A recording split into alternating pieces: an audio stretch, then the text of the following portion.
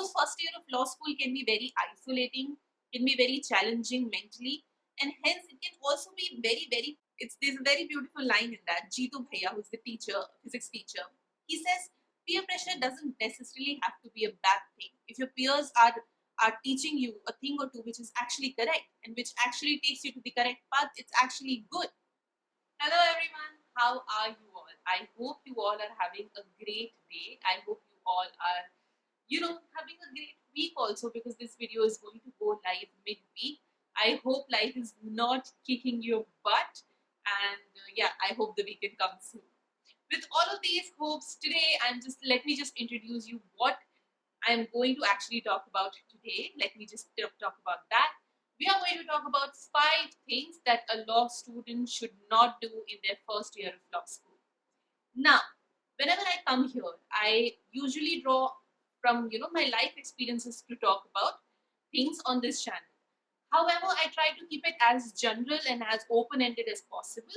But you also have to understand that my life experiences are also limited, and my life experiences, no matter what happens after a certain extent, my stories and my perspectives are going to get subjective. That's why I'm not here to talk about all the people that they need to do in the first year of their own college, because let's face it, I never went to a medical college or an engineering college or any other graduation. I went to a law school. I'm a qualified lawyer. In my first year of law school, I have done some blunders, and I feel like I would be able to talk on a more like relatable level. I just speak specifically about law school's first year. So without wasting any more time in this stupid intro, let's talk real stuff. So the first thing is why I wanted to make this video. You guys, I started my law school in 2014. Before that, I really didn't have a lot of experience with to be fair, I really didn't have any experience on living on my own, on being on my own. I had just been very sheltered. I never went to a boarding school. I never really did anything in independent capacity.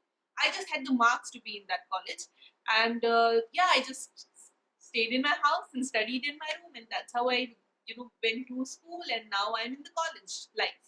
And of course, my law school was not in the same city, so I actually went to a different city, different state to pursue that education. And I would always be thankful for that experience for so many reasons. But yes, looking back at it, I definitely feel that I could have done a lot of things differently. I'm 26 now. At that time, I was 18, soon to turn 19. And yeah, of course, I lacked perspective on so many levels. Yes, I spoke to a lot of seniors at that time.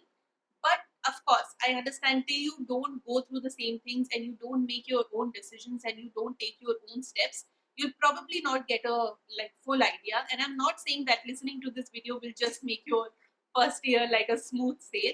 No. Everyone has to go through their own ups and downs and successes and failures to come to a point where they can take right decisions. Whatever is right for me might not be right for you. To take whatever I say in this video with a little bit of pinch of salt, and the fact that it is a subjective experience. But let's talk about the 5 things that I think you should not do in the first year of law school. Number 1. This is the biggest mistake I think I made in my first year of law school, and probably through, to some extent, even in my second year of law school. Don't put people in boxes. And I think this is available, or this is applicable in general also. Don't put people in boxes in life. But again, I felt like when I went, I was from a really small town, and I went to law school, and I saw all these people from different backgrounds who spoke different languages, who were from different backgrounds, and I just couldn't really cope with that. For my entire school life, 18, 19 years, I stayed in the same state, I was in the same city, and I was from that city and state, right? So I never really had experience with people who spoke different languages or who came from different parts and nooks of country, in fact world. But that was an eye opener for me, and I took really long time to be non-judgmental and to be open to everyone. And I put people in boxes very quickly. If anyone party, for example, I thought they were not a good student. But ever met any law school student, you know how well they balance stuff. You will see them partying till like 3 a.m. and 6 a.m. you will find them in the library. They are like some kind of superheroes. And because of all of that, I actually missed out on probably a lot of friendships because I kept caging people. I kept saying that okay, this is not right, and this person might not be right, and whatnot. And I stopped talking to a lot of people because I thought they were of a certain way or a certain manner that's different from me. Anyone who was different from me, I thought I can't be friends with them. However, that's not the case. You can have different types of relationship and comfort with people, even if they are different from you. I actually noticed that you don't really have to be friends for having a good working relationship with people. I, anyways, like to do things on my own. I'm not really a very like co-working person who likes to work together with other people or study with people or anything. But even when I have to do teamwork, I actually had a great working relationship with a lot of people that I was not friends on in my personal life. And that actually gave me a perspective about it. I thought I could only work well with my friends, which is not true. So yeah, all of these things were really like eye openers for me, and I learned all of that lessons in life. That's why I'm saying you will lose out on so much if you start caging people and boxing people. And I understand if you are someone who came from similar background as I did, and you have not really experienced hostel life before that, but you can still be open minded and just open your hearts and minds towards it. Number two, I definitely think that because as I said, you should not box people around you. I also think that you should not be boxing yourself. Let me explain. So, when I went to law school, I had a perception of things that I'm bad at and things that I'm good at, and I tried to stick to them. I knew that I couldn't dance, so I never participated in any dance competition. I knew I'm not very athletic, so I never expanded my horizons and be like, okay, fine, maybe I should try my hand at volleyball or football or anything like that. I never even gave my name for these competitions because I had a very clear idea about the fact that I'm bad at these things. Um, Not really sure that's a good and healthy attitude to have. When you go to law school, and this is something that's applicable across board, you should never say to yourself that I am good at this and I'm bad at this and hence I'm going to stick to it. Because you're 18 and 19 years old, things can change. I'm reading this beautiful book, Atomic Habits, and I will do a full review and speak about that book in detail once I finish it. But whatever I've read, I think I'm halfway through. It talks about a thing that if we think that we are made of a certain capacity and that capacity is maxed out, we would never be able to form new habits. Whenever we form new habits, those habits become our identity. For example, if you are trying to wake up early and you feel like I am, a night owl. A lot of people ask you if you're a morning bird or a night owl.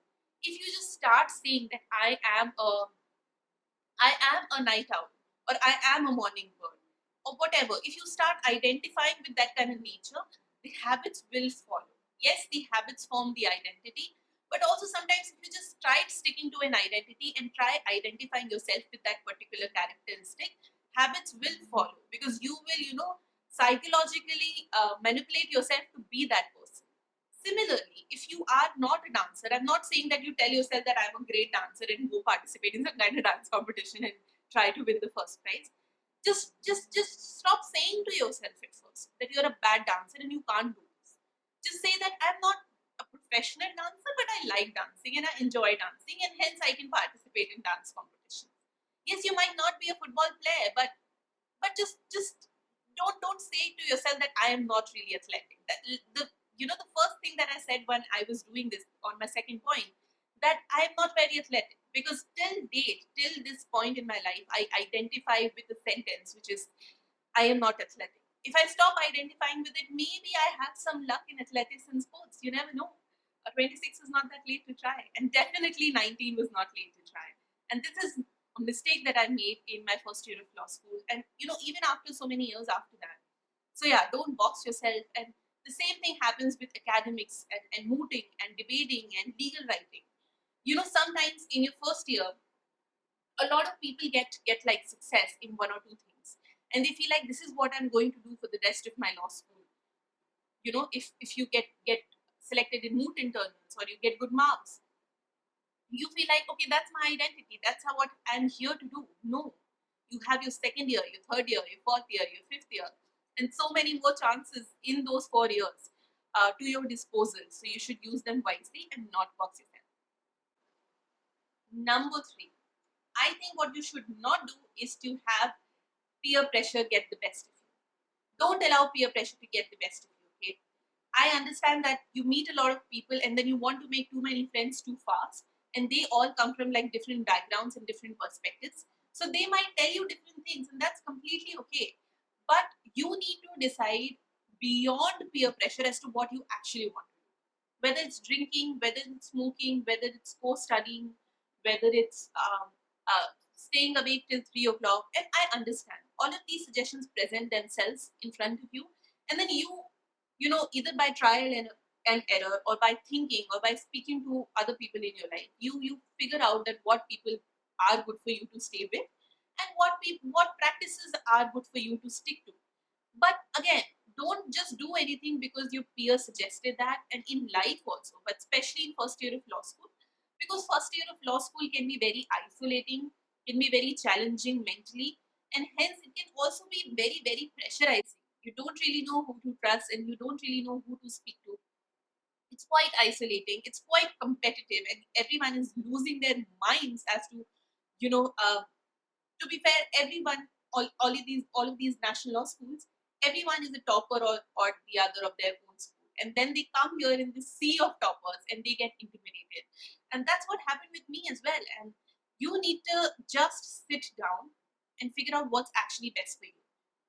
Just because a friend is saying that let's have a drink, or let's drink like this, and let's do this, and this, you first figure out if you actually are interested in doing that. Not because you only live once, or your friend is saying that, or everyone is saying that, and if you don't go with them, you'll have to sit alone in your room. I'm not saying you should be alone and you should desperately isolate yourself, but if you have to stay alone, just choose that over the fact that somebody is actually pressurizing you to do something that you actually don't want to do. A lot of opinions get formed, a lot of habits get formed, a lot of mannerisms are adopted by people in law school, especially in their first year, because their friends or peers told them. Because before this, you were only meeting your friends or peers in the school or in tuition or something like that. Now they are living with you, so no matter what, you cannot escape from them. Especially boys hostel, girls hostel. These hostels become communities, like they're your colonies, like they're their distant families, like they're your immediate family. So it's really very hard to escape from them. So I get that, but be don't let peer pressure be the only driving force behind your decisions, especially in first year. So to maintain the balance between what you actually want and what you are actually getting pressurized to do, I think that is something that you need to learn in your first year of law school. Number 4, don't isolate yourself. I know I said in the previous point that you should be able to live alone and you should be able to be alone if the only other option is peer pressure. But I'm not saying that you should choose loneliness. You should go out of your way to choose loneliness. Absolutely not. That is not my prerogative. Listen, I isolated myself for the most part of my law school, and I'm not really proud of that. I remember once I got my single room in third year, I barely used to go out, and I developed this cocoon around me. I actually had a lot of like health problems also in my third year, so that also isolated me and hindered me from going out and being around a lot of other people. But also, I felt like I was better alone, and as much as I lived alone, I lost my capability to socialize and speak to other people. And it's very important to network. It's very important to talk to different people that might have different practices that can actually benefit you. Yes, I am not. I said that peer pressure cannot be your only reason behind your decisions and all of that.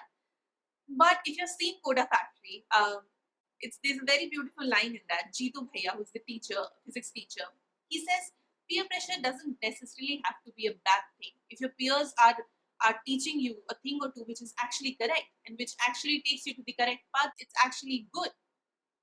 So for that matter, I think that kind of, like, if you want to be a sponge and learn good things from other people, adopt good practices or better practices from other people. It would only happen if you interact in a healthy way with all your other peers. Everyone who comes to these top tier law schools, or law schools for that matter, are hardworking people. They have a good work ethic. They might have something or the other that you lack in. And you should stop looking at your peers only from the angle of competition. Yes, they are your competitors when it comes to exams or placements or competitions or anything in general. But even if they are your competition, you can look at them beyond that angle. You can try to learn as much as you can from those people. Like, I'll tell you my own experience. I thought I was a very avid reader when I went to law school. And there was this girl, and after I went to law school, I became so disoriented that I didn't read for a real while. I think probably for a year, I think I read only 2, 3 books. And somebody asked me, "What book are you reading these days?" We were not having a conversation about books at all at that point. She asked me in a such a like a matter of fact way that question, as if she was asking for my blood group. Like, I must have something. Like, I must always have some book, some of the other book that I'm reading, and I was not reading anything, and that changed my life. Since that point, there has never been a single day in my life where you ask me what book I'm reading, and I will never be able to give you an answer, because now I read 2 to 3 books a week. So no matter what week, what day you ask me, I'll always be reading one book or the other. Like right now, I'm reading Atomic Habits. If you want to know, I mentioned it earlier in the episode.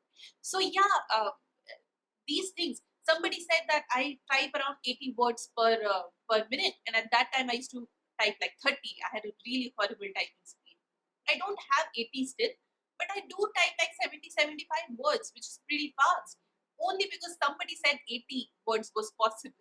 And I would have never known that if I would have never gone out of my room and interacted. So please do interact. I feel like I isolated myself. Even when I was living with a roommate in my first 2 years of law school, I had that habit of isolation. And I allowed myself to isolate myself in my first year. And I was never able to break out of that habit. So don't let that habit form in the first place. Work on that in your first year of law school. Number 5 and the last one is, wait, my leg has gotten numb. Wait,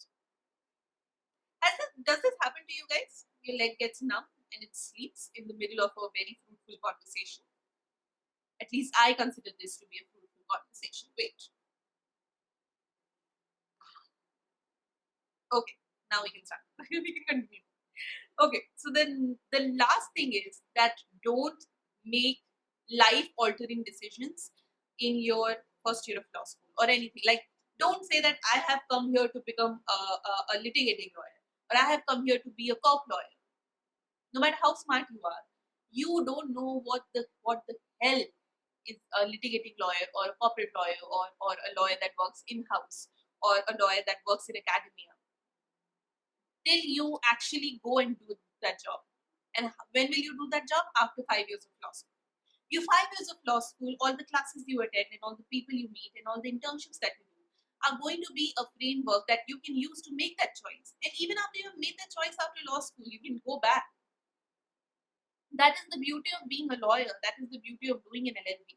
Is that afterwards, no matter what happens, like right now I'm a corporate lawyer, if I get a job, I can shift to academia in a second. If I want to, and somebody gives me an opportunity. Because I am not married to one thing, and you will never be married to one thing, yes, at least not in your initial years. So to think that you know what you want to do and what kind of lawyer you want to become, and hence you will only do these things and only choose subjects like that in your first year of law school is nothing short of stupidity. So don't like cage yourself. Like, as I said, when it comes to like hobbies and stuff. Also, what kind of practice area you want to do after 5 years of law school. It's not something that you decide in your 11th, 12th standard or while you're preparing for CLAT for that matter. These 5 years of law school are the grace period, are the training period that you get to actually arrive at a decision.